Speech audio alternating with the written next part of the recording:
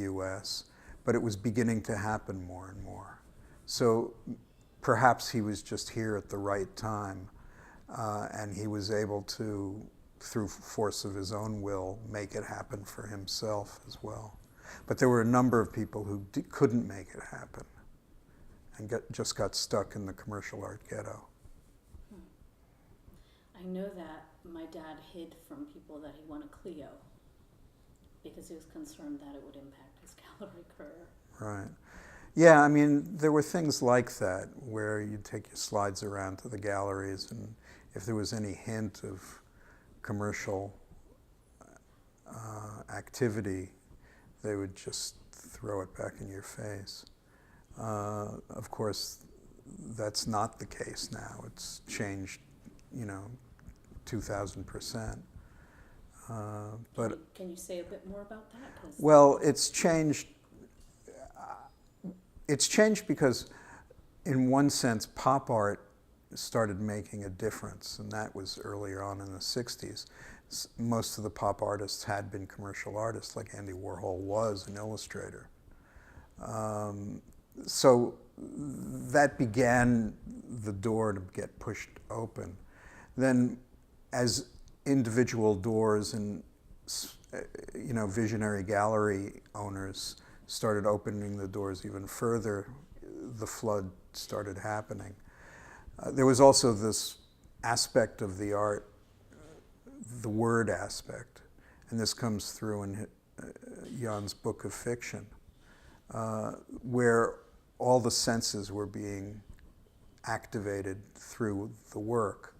And so it was hard to categorize a book of fiction.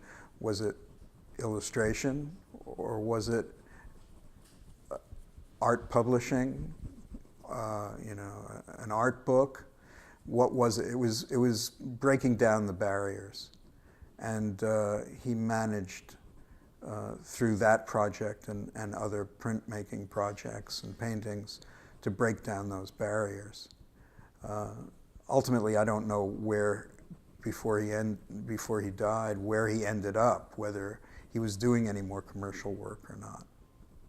No, he wasn't. Is there anything, the Book of Fiction, I think, is a pretty important work, looking at his career. Are there any other observations you have about it? Well, the Book of Fiction was, it changed people's perspective of what an illustrated book was, because it was more than an illustrated book. It was a book of illustration and word that were totally intertwined. I think I was on the book review at the time it came out, and the book review was not known for busting taboos, but if my memory serves correctly, it paid attention to the Book of Fiction. It later broke the mold by doing a major review on Maus, and that was the beginning of the graphic novel. So I'm not sure what the time frame is, but Jan was doing the graphic novel before the graphic novel became a popular genre. So if that book were to be reissued today, it would be embraced immediately as a part of that legacy, a part of that history. Wow, I never thought of it in those terms. Was the sound okay? There was that truck hiss, that truck exhale, which did get picked up, but we're in New York. I don't know how much of that we're going to have control over. Yeah, that's true. So. Yeah.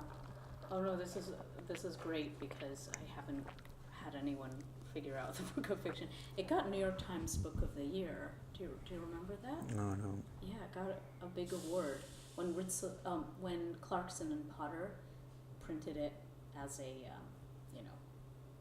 coffee table book. Right. Yeah, it was a large-sized coffee table book. That's how I remember it. Yeah, I should have brought a copy. I'm sorry.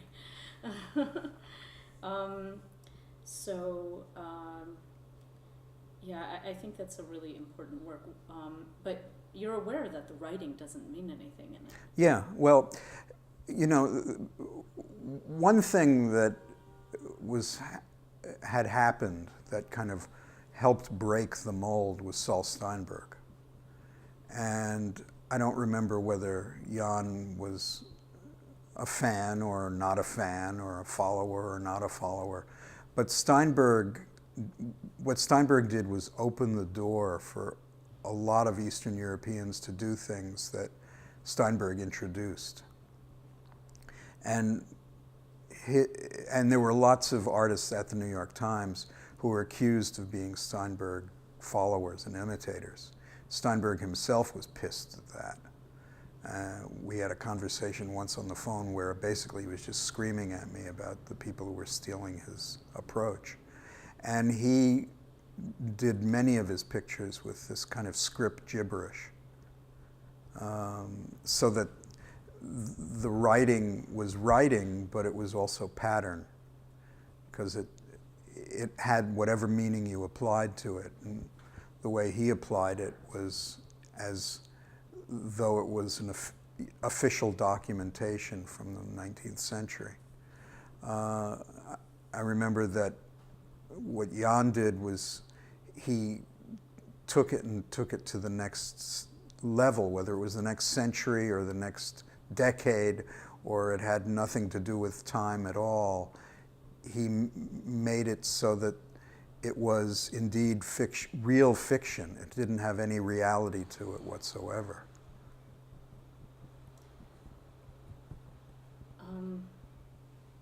I wish I could be more descriptive about it, but and I looked through what you sent me, but I don't have the same memory about it as I might have. Yeah, a really interesting, there's a book out by Peter Schwenger who wrote about the book. He did a chapter on it, and he said that one of the things Dad did was to show the process of envisioning when you're reading, that the book of fiction shows that it's like the story, that whole process of how we read text and then we see things in our mind. Right. That's what he's doing. I thought that was really interesting. I'll send you the essay. Sure. I'd like to have a look. But this is great. You're giving so much more context. And this is great. I Good. just want you to know. This is super. So another thing, I'm wondering if you know about this, or if this might give you some insights, or you might give me some insights. I know that Dad got to the Times because of a man named Herb Lubalin.